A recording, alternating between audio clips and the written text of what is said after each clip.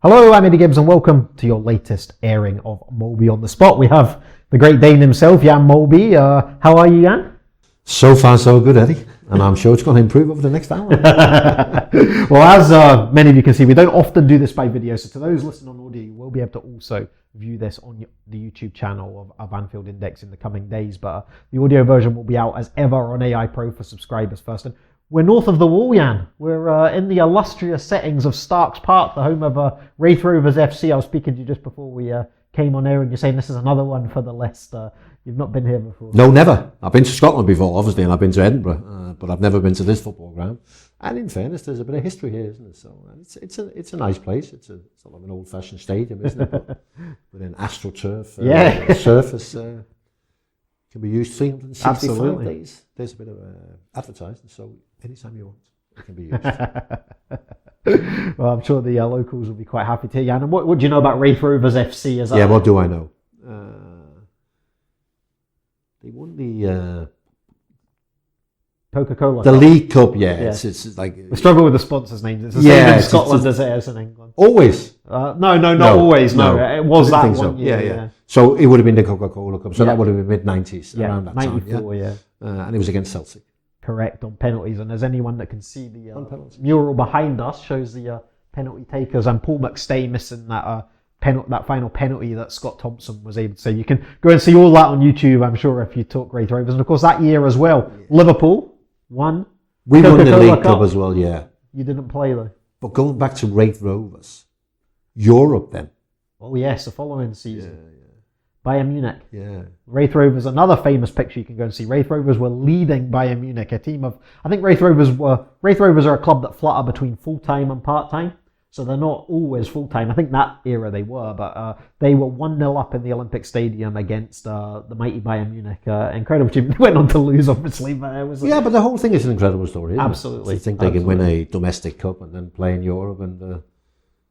absolutely. They've never done anything since. No, and that's why it's so special, isn't it? Absolutely, That's why it's so special, isn't it? And they're probably not expected to do anything in the next 25 years, are they? No, probably not. I mean, they're in League One in Scotland just now, so 2 levels below the Premier League. Which is a long way then to the top, isn't it? Yeah, they are competing in that league. I think they won on Saturday, so they've gone nearer to the top again. They are challenging under a manager, John McGlynn, who took them up before. Okay. So he's here now. So he was a Hearts manager recently as well. So he was a Hearts manager actually when they played Liverpool in the UEFA Cup a few years ago, if you remember. I do remember that. Yeah, so that was there is a couple of links between the stories here. So, it's a hell of a history. Yeah. A very, very, very illustrious club in Scotland, very famous, and they play in this old stadium. We're in the bowels, obviously, of the main stand just now, and we hear this room has been renovated. But we're not going to talk about Raith Rovers. We'll talk about why you're here in Scotland towards the end of the show. But let's talk about what happened yesterday. We're recording this on Monday morning, the morning after that afternoon before, if you like, and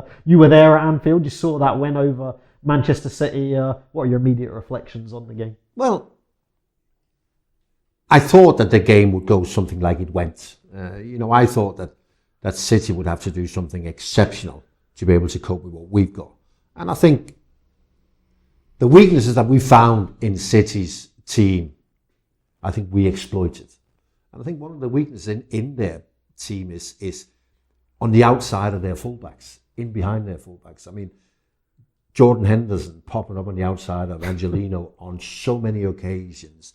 And also the third goal is Sadio Mane being on the outside of Kyle Walker. And I'm sure Klopp has said, listen, more than we do normally, switch play, get in behind their fullbacks. Their fullbacks are so focused on something else. And they have so many players who are always waiting for City to have the ball. They're so used to having the ball. So when we have the ball, we've got to give them something to think about. And in behind the fullbacks was one of them. But of course, again, it's a big, going back in Klopp's time, a fast start, only 15 minutes, bang, 2 goals up, and then you think, we can now control this, and I think we did. There's still people saying Liverpool didn't play as well as maybe they've done on other occasions, but I just thought for what was required, we did everything spot on. And we had an iron grip. I felt we had an iron grip on the match for so long. Against, it was against Manchester. The 2 early goals, they would have changed surely the way Liverpool played. I mean, Liverpool are often credited being this ultimate counter-attacking side. I mean, to say City controlled the possession, fine, they did control the possession, but they had the most possession. Doesn't mean they were incisive with it. It doesn't mean they were definitive with it. I mean, they created loads of opportunities that weren't really clear-cut opportunities. But this is what I'm saying is an iron grip on, so we accept that City are going to have the ball and they're going to do certain things, yeah? And how are they going to create chances? They obviously like to come down the flanks and whatever. So we cope with things that come across. So you compare that to the Spurs game. The early goal in the Spurs game changed the way that game was played out. And the 2 early goals for us against Manchester City changed the way that the game was played out. It allowed us to do what probably we prefer to do against Manchester City. Sit deeper, wait. And I thought at spells, and this is the great thing, and be effective with the ball. When we had the ball, so quick did we get into a situation where you're thinking one cross, one pass, shots on goal, you know. So I thought it was very impressive. And in the end, I did commentary. I said, you know, what you normally have after the game of football, you have a result of that game, and that's basically it. But I thought yesterday was maybe a little bit more than that.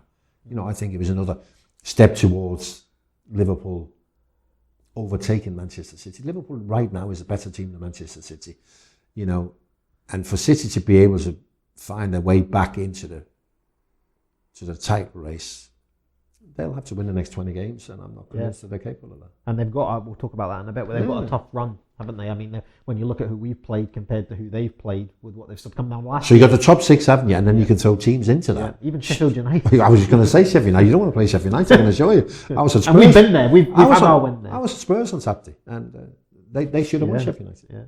Another contentious VAR decision on that one as well. Well, you're making it up. I know you've spoken about VAR with Trevor on quite a lot of these shows, and it's not something I want to dwell on too long within this one, but obviously there was that Trent Alexander handball claim from Man City early and thing. Now the thing, I've listened to a lot of the punditry, and I've listened to various podcasts, Trev's podcast, the post-match rule one that came out last night, immediately after the game. I've listened to various other things. I've read Sky, I've seen what Graham Souness had to say, I've seen what Roy Keane, Jose Mourinho, all these people say, the one thing that's getting me here, and this might be me as a layman that's never played the game to any sort of level that's misunderstanding this, perhaps you can confirm this one to me. There was a handball, deliberate, intended or not, from Bernardo Silva in the build-up to that. Now, as I understand the rules, that would have preceded anything that happened with Trent, because it was in the build-up to a goal, and there was a build-up to an attack in play, and there was a handball, deliberate or not, from Bernardo Silva. So to me, the Trent penalty claim is completely futile. Well, see, this is where I think you might be wrong. Right, okay. And this is the laws of the games, isn't it? There's a load of things about VAR. So we have the laws of the game, and then we have VAR laws, don't we? VAR speak above the laws of the games. So for an attacking player to be penalised by using his hand in the penalty area, unintentional, he either has to score a goal or create a goal-scoring opportunity. And the penalty is not a goal-scoring opportunity. Yeah, but when he hit the ball towards Trent, that was not a goal-scoring opportunity. I see. So that's the reason why the Professional Referees Association, whatever, would not have considered the Bernardo Silva handball. Okay. Is it right? No, of course it's not right. But this is what I'm saying. If the Bernardo Silva one, the handball had deflected to Sergio Aguero and he bangs it in the net. Free kick. Got you. But the fact that he didn't score a goal or create a goal-scoring opportunity, they would never consider that. So let's flip that then, right? The penalty's not given. It touches Trent's hand next. Yeah. Liverpool got up the other end. Yeah. Fabinho blams one in. Yeah. Didn't Trent handball it in the build-up? Yeah, he did. Goal? Absolutely. And this is the one thing, and I'm glad you mentioned that, Eddie, because this is the one thing that nobody mentioned. That in Liverpool's build-up to their goal. I did know the answer to the first question. I was playing devil's advocate to get to this. But that is a fact, and nobody's mentioned that. Well, by the time I went to bed last night, nobody had mentioned by that.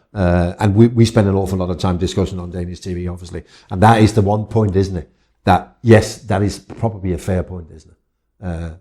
Well, it's not a fair point, but it is a valid point. I think we'd have been guided. Yeah, exactly. I mean, it's like, wow, if we have to disallow a goal like that, you know. So, anyway, VAR. And I was amazed. I was in Denmark last week in the studio for the Champions League, and some of the big bosses came down, and they are so positive regarding VAR. You know, VAR, they go, you need to talk it up, and you need to point out all the good things that VAR have done this season. And I'm thinking, good things, let me think. Oh yeah, Arsenal's equalised at Old Trafford, that's about it really. You know, I mean, I can't remember anything else. Wolves' goal, Ruben Neves' goal in the first week against Man United. Funny way thinking of the Man United. Which is very unfair. So, I don't know. I mean, they drew a meeting. with Mike Riley. I mean, Mike Riley's becoming almost as famous as Stockley Park, isn't it? You know, these two things that has nothing to do with the game. But I think the best thing they can do right now, Ed, is bin it for the season. Bin it and go listen. Foolishly, the Premier League thought that it's been used in certain countries for a number of years, Germany and the Netherlands and whatever. Learn from their experiences, but no, the Premier League decided we're going to do it our own way, i.e. not really using the touchline monitors and things like that. I think the best thing for the Premier League now is to bin it to the end of the season, find ways of using it better than what we're using at the moment, because at the moment, it is shambolic. For the first 9 match days, it wasn't too bad. It was a little bit in the background, but in the last 3 games, it's gone berserk. And it's ruining the game. I said before, I was at Spurs on Saturday. Horrific experience for the public, you know what I mean? The same thing at Anfield. And what's it like? What would it be like for the players? You know what I mean? But it's the same thing, isn't it? Same for the public and the players. Do you think the confusion's there to the same level? Where you can't be in doubt is when the penalty's awarded, yeah?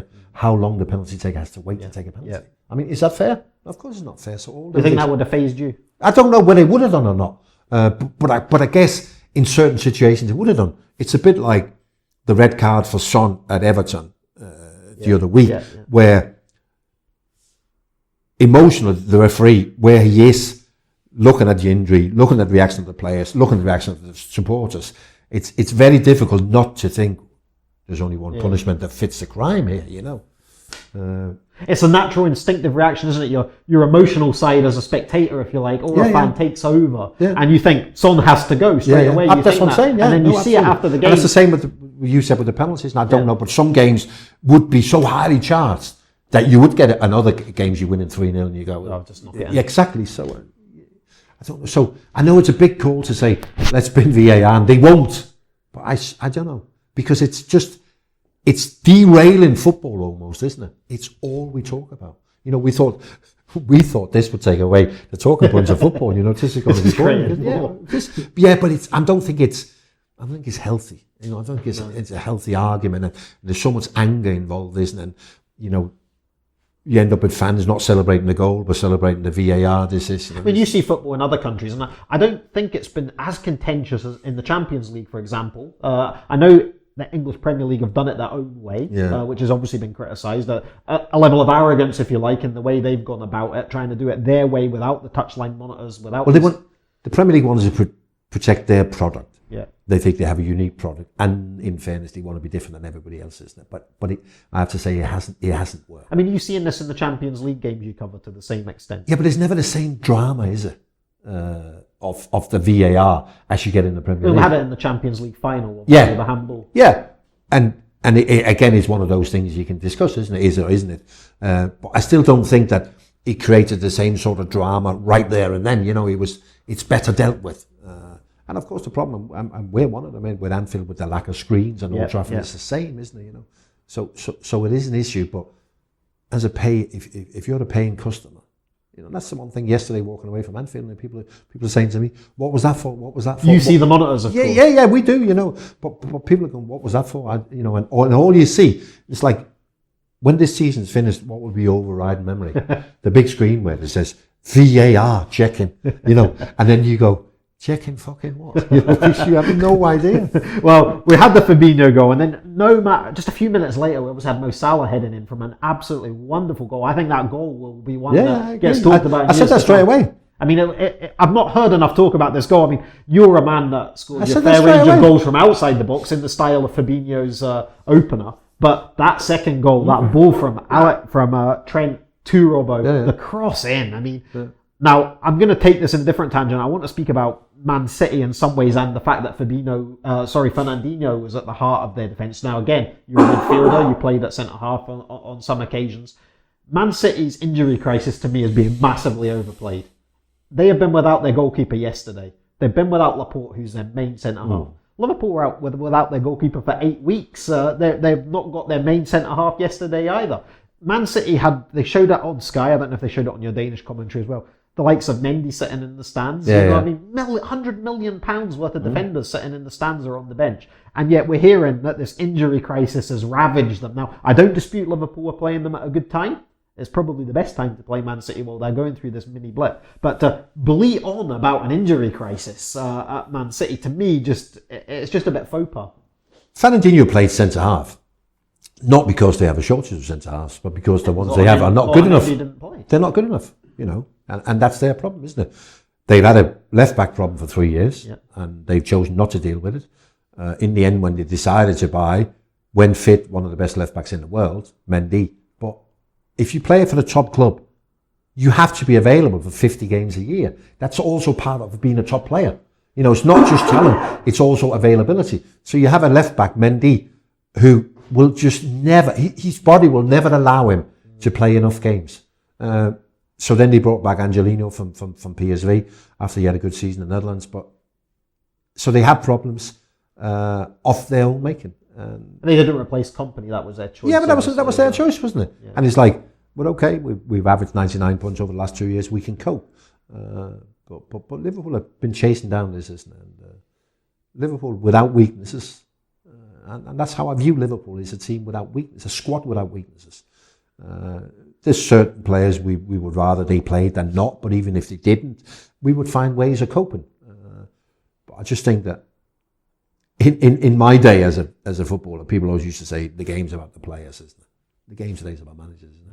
It is. No, the game today is about managers. Well, you see those cameras, they pan to these guys all the time. Exactly. They are the celebrities, aren't they? No, but the game today is about the managers, isn't it? If you can't control or get the best from your squad of players, bang. So the game today is about managers. And how quickly it turns around, it was quite... I mean, you're seeing Spurs now.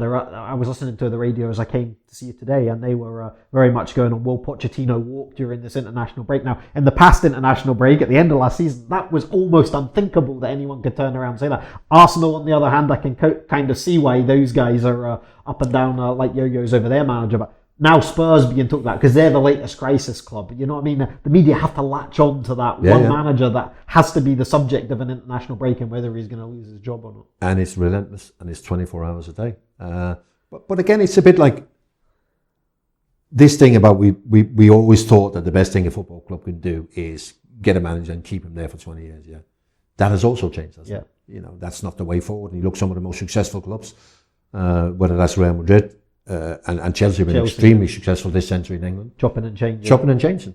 As many managers as trophies, but he never stopped them winning. And whilst Ferguson was there for so long and all that, but that was unique. He did change his number 2, didn't he? Yeah, so always. There was a change. Always changed his number 2s, and as much as Liverpool did this a similar thing for 25 years, but they had a number of managers, didn't they? So the only thing we know about football, the only thing we can say is right is winning, isn't it?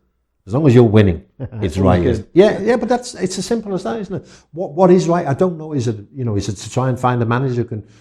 I mean, he looks like Klopp's going to be with us for 7 years, isn't he? He's probably got another 3 years left, isn't it? Is that right? I don't know, but that's probably the way these guys are. The Peps, the Klopps, they go in and they give everything. You know what I mean? Every ounce of what they have goes into those jobs. Are you going to? It's part of Klopp not signing a new contract. I mean, we're not going to go off on a tangent on this for too long, but it's part of Klopp not signing a new contract because he's almost committed to going in for that period. And he knows perhaps that after that period, if he's won a few things, maybe his motivational skills won't be quite as strong as they once were. Maybe he feels that the club would need a fresh approach to things by then. But also, I don't know what blocks you break it down to, every 6 months, every 12 months or whatever, but you sense as a manager, where am I in regards to the players? Because you talk about the media and the fans, but the cruelest people in the football world is the players. But it is, because one day you're in favour as a manager and the next day they cut you to pieces. If you can't keep... And that's where the loss of dressing room... Exactly, absolutely. And that can be for no other reason than been here too long, heard that same shit too often. It's sometimes as simple as that. And I guess, to a certain extent, Mauricio Pochettino down at Spurs, it's like... Right now, this is the biggest challenge he's had at Spurs, What's he got to give to those players that they haven't already seen or heard, It's easier when the day you come in, and then you got to go, bang, this is what I've got, and improve them straight. But this is after a long time being there, and the players go, what's he going to come with tomorrow? A sliding doors moment, perhaps not winning that European Cup. Absolutely. Year, you know what I mean? Absolutely. And there was talking, I always think it was the biggest clanger that he could have dropped to the media was saying, if we win... I might walk, I mean, that's another thing. What do the players think about that? You know what I mean? You were saying about players. Is he trying to get out? Yeah, exactly. We'll go to back to the game. Obviously, you mentioned there that as you see Liverpool as very much a team or a squad, if you like, without weakness. Certainly a team without weakness. The one area that you have discussed at length with Trevor on previous shows is the midfield. Liverpool's midfield. But yesterday, I think you could say that all of them stepped up. They all showed something. I mean, I thought Wijnaldum yesterday, I mean, that won't get talked about because he didn't score the goal. Yeah. I mean, Fabinho got man of the match, and rightly so. I don't think we could argue about that. He was absolutely brilliant yesterday. I thought Wijnaldum shielding the ball, Wijnaldum protecting the runner, protecting the back four almost as much. He was almost sitting as a second DM, if that makes sense, rather than that attacking one. And Henderson was out on the right. I mean, beautiful cross. I mean, he really put his foot through that. But we've seen these little dink chips in previous games. He really put his foot through that one to get Mane at the back post for the third goal. Yeah, so before the game yesterday, you would have been able to say, well, what do I want for my midfield three? And it's no good asking or demanding that our midfield three do what Kevin De Bruyne when he's a job for them. Because that's not what they do. Yeah. But what they all did yesterday, didn't they? So as soon as the game starts, they're into their stride. You know it's going to be okay, isn't it? And what we actually did as well, we didn't really discuss it, but what we like to do yesterday, we like to isolate City by making the pitch big, isn't it? Yeah. And that was very evident in that second goal, wasn't it? Where a little bit of short play over on the right, quick switch play, away from their pressure to leave people isolated, yeah? Because I think we cope as well as any team in the Premier League with one-on-one situations, yeah? But I think it's a real weakness of City. City cope better when they're together and stand together in the zone. But the midfield three, they just... If it could be said, I think they perhaps missed Fernandinho in the middle of the park when he was at... Well, they probably did. But this is the thing, isn't it? That when you have weaknesses, like they do, yeah? You think, well, I'm actually better playing my best midfield player, who would... Fernandinho would have been Manchester City's best midfield player to play in midfield against Liverpool. Yeah. Because of what he gives them, yeah. But he's gone. But then they're going to miss him at the back. And he didn't want to take Otamendi. No, exactly. He thought, I'm not going to put that fucking screwball in. You know what I mean? So, so there we are. So the midfield three were magnificent, and the cross. I mean, the cross for the goal, Henderson. It's a different angle where we normally see him cross from, isn't it? You know, he has a different angle, but it was a beautiful cross. I'd love him to do that so much more. I really would. This whippy type thing. You know, when you talk about when we signed him from Sunderland, that's where he played. Wasn't he? He played I think on loan at Coventry was practically a right winger. And I think our approach to signing players in those days, based on stats, were maybe a little bit more simple than what it is today. But we signed Henderson and Downing because they were the players putting crosses in, and we had Andy Carroll. You know what I mean? But yeah, they just keep giving you what you expect them to give you. Yeah, you know. The other thing that really dawned on me with the front three was it was almost like watching a wildlife show at stages, if this makes any sense. It's a strange analogy to use, but it was almost like they hunted in packs. Yeah. You know what I mean? It was the three of them were just determined not to let Man City come out. And I mean, I think it got mentioned on commentary as well, that certainly the commentary I was watching on Sky, that they almost expected that if that carried on, then either Bravo or one of the defenders, that Salah, Mane or Firmino were going to be able to take that ball off one of them at some stage. Now, I know that didn't happen so much in the second half when the players started to tire and Liverpool did sit back a little bit deeper, but that gazelle-like approach to attacking, I mean, that was absolutely fascinating to watch. But isn't that the fascinating bit about the game as well? Is that Liverpool want to play against an opposition to play out from the back, yeah? Because then that enables us to do what we want to do, yeah? And Manchester City are quite happy to go to Anfield in that cauldron of noise and play out from the back, even knowing that that's what Klopp wants, because Guardiola is saying, but that's okay. That's how we play. We want him to press because then we can play through the pressure, and then we're... It's a double-edged sword. Exactly, and it's a bizarre thing, isn't it? You know, believing so much in what you want to do. Yeah. You know, if I'd have been Guardiola, also with the change of the goalkeeper, and I think I would have just gone long a little bit early on. Also because you know what it does to the crowd at Anfield, isn't it? You know, whether it's just chasing somebody down or Trent Alexander-Arnold fouls Raheem, little things like that lifts Anfield, doesn't it? And it was one of those days where, you know, so you think, make better decision. But they didn't. And they want to play the way that they play. The Anfield, you just mentioned Anfield there, obviously, and the atmosphere in there. I heard Arsene Wenger saying after the game that Anfield does so much for this team and these performances that Liverpool are able to put in, and certainly in the big matches. I heard Pep in his interview afterwards saying that it's the hardest stadium in the world to come and play at. Now, you were fortunate enough to play there many times in some great atmospheres and some of the quieter ones as well. Yeah, but it's still the same today, isn't it? Why is it though, Jan? How can you put your finger on that? I mean, it's a field with buildings around it and people in the stand. Why is Anfield this cauldron of noise and absolute fever pitch for the players? How much does it benefit the performance of the Liverpool players? Yeah, but I mean, I think how much does it benefit that evidence is there, isn't it? You know, for the results and the performance and things over the years. It's not just in the last couple of years. It's been going on forever, isn't it? And when you walk out that tunnel, do you think, Jesus Christ, this is incredible? Well, is there anything like that, or is there nothing you could put your finger on that says how you feel any different? There's a demand, isn't it, from the fans? Yeah. It's not an unfair demand, but there is a demand.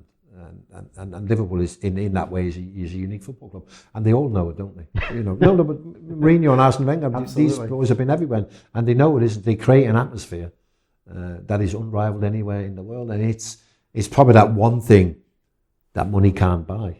You know, money can buy an awful lot in football, and even saw yesterday at the ground. So we can't get away from. You can't be a big football club and a global football club like we are without there being 3, 4, 5, 6,000. Foreigners at a match, isn't it? But I think we've got it about right, haven't we? In that we got that brand new big stand, main stand, and a lot of the foreigners are sort of up at the back, aren't they? But they are. So we kept the support. I think that's where Gag sits. But we kept the support around the pitch, haven't we? Yes, down on the we kept the support round the pitch, you know. So it just works perfect, you know. And yes, yesterday you sensed it. This is what I'm saying about making bad decisions. Raheem Sterling got involved 3 or 4 times in unnecessary things. Yeah, you can do that when you're playing Southampton away. It doesn't matter. When you're at Anfield, you know everybody's targeting you. Walk away from all those situations because he lifts Anfield and he affects his game. And I think for an hour, Sterling almost forgot to play. You know, he was more concerned about wanting to get involved in unnecessary things. It was probably his best game in the at Anfield. At Anfield. Yeah, it was. Since his absolutely. And the longer the game went, the better he became, you know.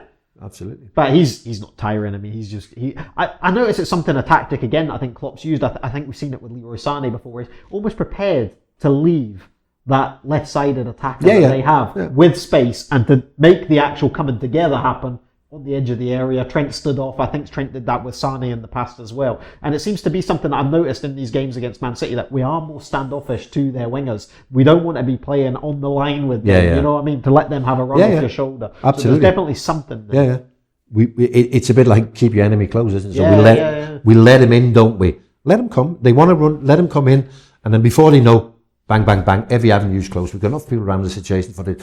It won't be dangerous. So if you go and close him down on the line, Sterling gets past you, well then you have to release somebody else from somewhere, don't you? Yeah. And then that's how you create problems. That's how you create havoc for teams, isn't it? So we sort of allowed him very close. And this is what I said about the game against Manchester City. We kept it in an iron grip because we only allowed them to do what we really wanted them to do. So when they came into the box with the ball, we allowed that because we were quite happy, because then we could get somebody on the shoulder of Trent, and we could get a midfield player, and there'd be 3 of them around. And even if they did play a short pass, which they did on a couple of occasions, we had so many people around anything that was potentially dangerous. Yeah, it was certainly something I noticed. And I think my wife, who knows absolutely nothing about football, she was watching it and she says, Manchester City are all over them just because of that thing on the side. And that's how it looks, you know what I mean? But it is how it looks. It's very deliberate. You know what I mean? I think it is. And that's a sign of a good team, isn't it? That whatever the game requires right now, we're quite prepared to do. And sometimes that is defend. And sometimes it's defending deep, you know. And you go, well, we'll just invite them into our box, but we know we can cope. And sometimes you invite teams to put in crosses because you know you can cope. So, yes, for a lot of people, they would have thought the longer the game went, you know, they're all over. I certainly can say for the last 10 minutes, I just got a little bit nervous. Yeah, but that's a joy. That's a joy of being a fan, isn't it? In that you get really, really nervous, and then when the game's over, the relief, isn't it? Yeah, because you still do the fist pump. Exactly, because if you can just sit back in your chair and put your feet up, it's not right, is it? No amount of bass seems to numb that feeling. You gotta have that little bit of, this is going to be tight, this, isn't it? Obviously, the other pleasing thing, and I know last week you spoke to Trev on the show about this, was Sean Cox. Obviously, he was there yesterday, and I noticed he had some photos with Klopp and stuff. And I think that was one of the things that Liverpool can be criticised. Obviously, FSG will always be criticised, no matter how well they do. But this is something that they got absolutely right. You know what I mean? To have him there and making his return to Anfield for this game in particular, and for the team to go and put a show on like they did yesterday, and go that 9 points ahead of Man City, 8 points clear at the top of the league, and for him to be there, I thought that was a really nice touch, and that must have pleased everyone there to see that he was there yesterday. I think the owners obviously had a lot to learn, haven't they, of the whole history, and we know in American sport we deal with an awful lot of franchises and whatever, so it's not quite the same, is it? Yeah. So they walked into a situation here now where the history and the past and the culture is everything, isn't it? So they've had to learn, but they are learning, and they are making better and better decisions. I think in a lot of situations, fans probably feel that they're a little bit absent, but I think they're learning. And the one thing they're doing, which is the most important, isn't it? They're allowing the funds to be spent by the manager, which is good news. But certainly Sean Cox's been there yesterday. A little shot of her on TV as well. And I'm sure everybody is aware of the situation and obviously the terrible tragedy. I think people are pulling together. They've been some very successful fundraising events as well for Sean. So we wish him best and hope he can get the most comfortable life there is for him, you know. We know there's still obviously a long road on his recovery, but just to be back at Anfield where that awful event happened to him, and to be able to enjoy that day like he did yesterday, I think that warms the hearts of anyone that's a football fan. Doesn't matter who you support, because that sort of thing transcends. That could have been any one of us going to that game, any match going fan that could have happened to, and I think that's one of the things that was so pleasing to see about that. How the club embraced that was great to see. Yeah, they got that absolutely spot on, and as you said, it could have been any of us, couldn't they? You know, walking down the street, innocently ready, excited for a Champions League semi-final. Now, we're in one of your favourite periods, is the international break. Yeah, absolutely. Yeah. You love these international breaks. I think it's a real shame, international. But I think it's a real shame, international football, isn't it? Where it's kind of heading, isn't it? You know what I mean? But they always had these breaks. They just weren't quite as big, were they? They weren't as long. But I don't know. I just don't know whether there's less appeal in international football than there's ever been. Yeah. I mean, Denmark play Ireland on Monday the 18th in what is a massive game, isn't it? But Denmark always play Ireland, don't they? Yeah, we do. Yeah, that's like who you play. That's part of what we do, isn't it? Who do you want we won Ireland? We haven't played them for 3 weeks. I'm sure you and Trev will speak a bit about that next week on Molby On The Spot. But the thing with this international break, obviously, we have the buoyancy, the swagger, if you like, of going in at 9 points ahead of our biggest rivals in this title race, and we have a little sandwich in the middle of Chelsea and Leicester now, who we're 8 points ahead of. Obviously, this show would have been a completely different proposition if you'd flew to Scotland this morning. We were sitting down talking about anything other than that, but we are, and we can rest in the warm glow of that during the international break. Now, what do you think this means for the title race? I mean, we're in November.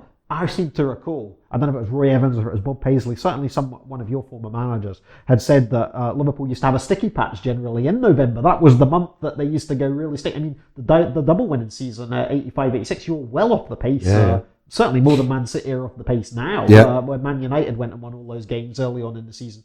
I mean, has football changed that much that doesn't matter anymore, or are we are Liverpool fans getting carried away? I mean, I've not seen too many, in fairness. I mean, I think history tells us that certainly I think we're the only team that's been top of at Christmas and not won the league, and that's happened twice. Yeah. And I think it was only January last year we were 8 points ahead of Man City. So are we getting a bit carried away, or like you said at the top of the show there, Man City have got this horror run. We played all these teams. Yeah. I mean, I know any team can beat any team. Let's say we've got to go to Crystal Palace next after the international break, which isn't one of our happiest hunting grounds, if you like, although we've done better there latterly. But how important are the fixtures Liverpool have had compared to the fixtures Man City have had? And you, as a pundit, what are your thoughts on both Chelsea and Leicester in terms of their prospects? So you can look at it two ways for the title. You can either look at what Liverpool are capable of doing or what Manchester City are capable of doing. So, under normal circumstances, I would think with 26 games to go, that Manchester City would be quite capable of winning, say, 21, 22 of those. But right now, I'm not 100% convinced. They have their problems. And the next thing will creep in is some uncertainty, and you have a very demanding manager. And on top of that, you have the fixture list. And also for Manchester City to get close to us, so over the next 26 games, we would have to lose. 4 games or something. Which would be an awful lot, yeah. So I just find it difficult to believe it's going to happen. There's every chance that we might draw a few games, but we just never look like we're going to lose games. So there's every chance. Of the other two, I mean, I'm amazed at the job that that Frank's doing at Chelsea. I know somebody today was trying to talk up that I mean, Chelsea's a big club and spent plenty of money over the years, but it just seemed that they were in a little bit of a cauldron and they wasn't quite.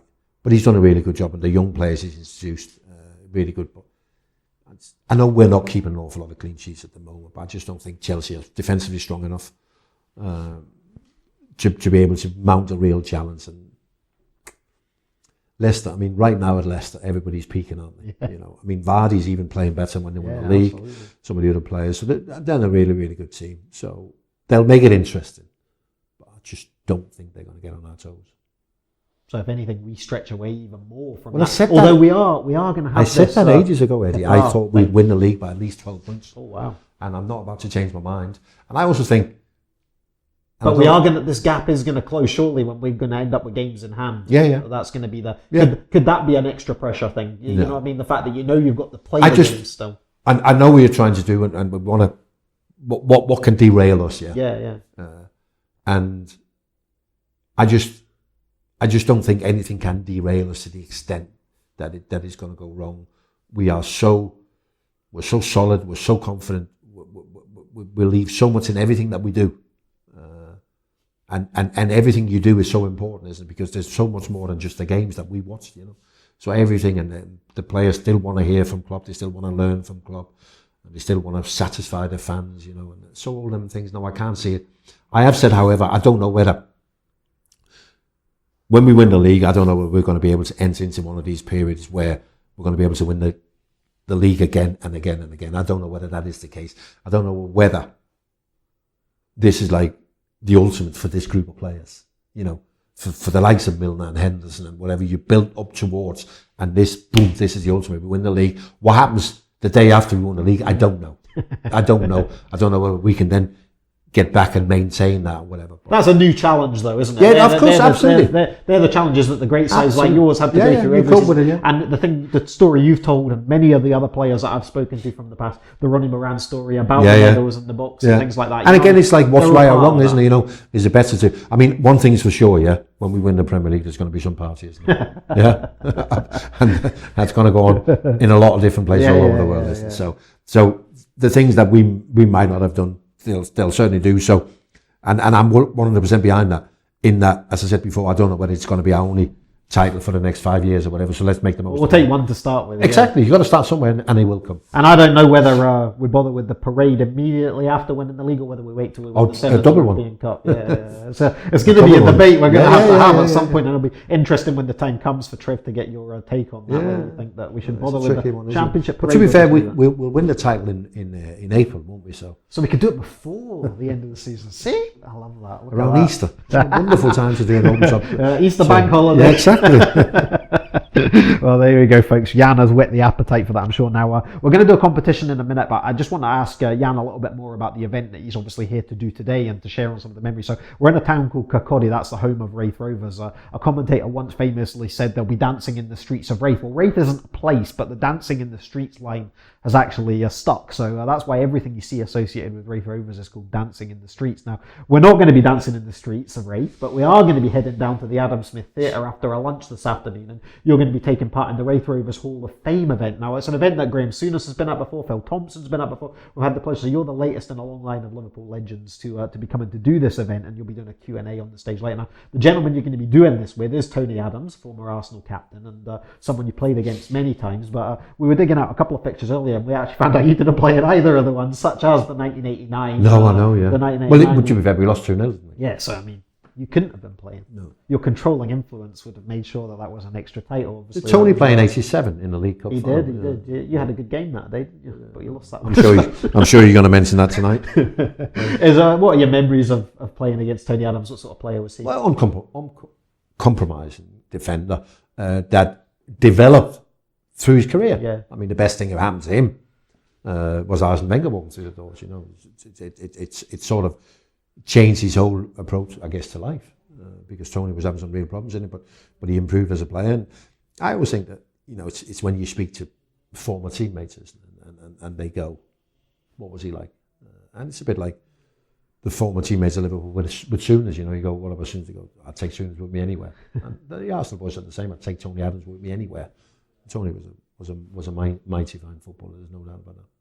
Yeah, obviously he's going to be speaking on this event with Jan, and he's had obviously his own personal challenges. It's kind of, and I think a lot of the work he does nowadays actually with his a chance to shine and things like that are all around that. So credit to him for beating those demons, if you like, and coming to speak about events like this. So that's what we've got to look forward to. So we have a small competition now to finish the show, and as we're here on video, we've managed to get a hold of a couple of 1985-86 double winning shirts, the Crown Paints ones, and Greg is going to bring them to Jan just now. Jan's going to sign them. We're going to give them both away, and we're going to do it on the YouTube channel, the Anfield Index YouTube channel. So what you need to do is on the video version of this podcast that's on YouTube, you need to go on and you need to answer the following question. We will close this competition on Friday the 22nd of November at 6 p.m, just before Liverpool take on Crystal Palace, obviously the next morning. So you've got the whole international break tent of this competition. Now, the question, and this is a really easy one for any Liverpool fan, and it goes back to that season. No, I think it was actually the 86-87 season. It Correct. was 86-87 season, and I'll let you go ahead and ask the question. So the question is, against which team did I score my hat-trick of penalties? There we go. It was a League Cup game. We'll give you a little clue there. Now, I know loads of you are going to get this right, but the way you enter is you go to YouTube, you search for Anfield Index, you make sure you're subscribed to the Anfield Index YouTube channel. It's very important. And then you can post a comment under this video of Jan and I doing this Molby On The Spot podcast. You just type in the comments, just the one word or the two if you want to give the full name of the club that Jan scored his hat-trick of penalties against. And I think you can still watch the hat-trick of penalties on YouTube as well. I'm sure it's somewhere. So somewhere. It's not like it's not hidden in an attic or anything like that. No. You wouldn't do that. So that's us. Jan will sign the shirts just now, which Greg will kindly bring forward. He's done this before. It looks that way.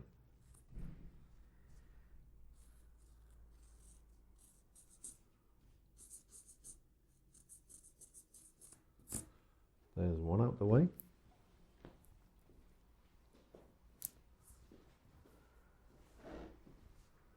Very tense, this, isn't it? Just like taking a penalty, or three. All three, yeah. Against. Yeah, against. That's the question, folks. So there's two shirts. They'll be winging their way to the lucky winners. As I say, that competition will close at 6 p.m. on Friday, the 22nd of November. Now, that's us. We're going to take a wander around Starks Park and have a little look at what the local... Maybe have a little five-a-side on the I think surf. the players are actually... she said they're in the swimming pool. So there's no swimming pool on site. That's in the town centre. And they're not swimming in the sea. So there is an AstroTurf. And we did think the players were going to be training, but I don't think that's the case. But we'll go out and have a little look at the pitch. And look forward to it. We'll look forward to being back on the normal audio version with Mr. Downey and yourself next week. How boring, eh? Thanks for listening and watching, everyone. This has been Molby On The Spot. I've been Eddie Gibbs. He's been Jan Molby. That's been Greg Hopcroft. Until the next time, up the Reds.